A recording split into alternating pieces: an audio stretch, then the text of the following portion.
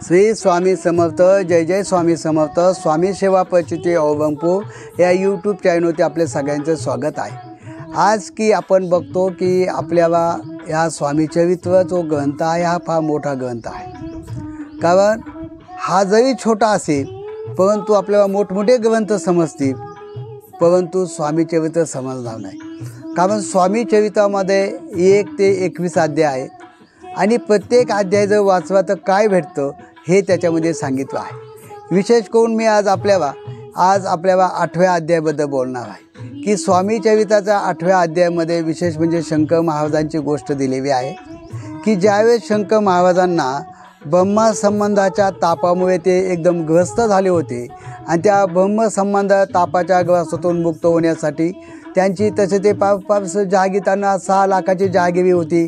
खूप श्रीमंत होते, सर्व देवदेवता केली होती, सगळीकडे जाऊन आले होते, पण त्यांना कुठंही फरक पडला नाही. पण हा फरक पडण्यासाठी ज्यावेळेस ते अक्कलकोटला आले आणि अक्कलकोटला आल्यानंतर स्वामी महाराजांनी त्यांना ब्रह्मसंबंधाच्या तापातून मुक्त होण्यासाठी त्यांना त्याच्यातून थोडंसं औषध दिलं. औषध म्हणजे लिंपत्व आणि 7 मेवे दिले आणि हे जर तुम्ही खावं तर तुमचं आरोग्य चांगलं होईल असं सांगून त्यांना महाराजांनी त्याच्यातून त्यांना मुक्त केलं.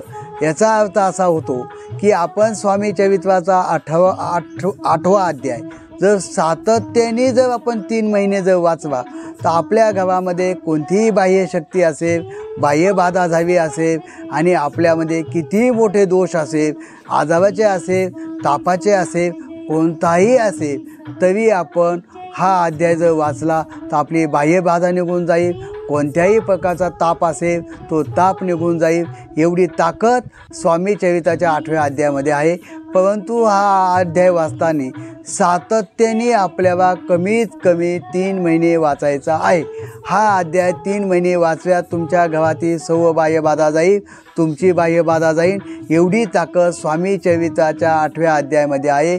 श्री स्वामी समर्थ. जय जय स्वामी समर्थ.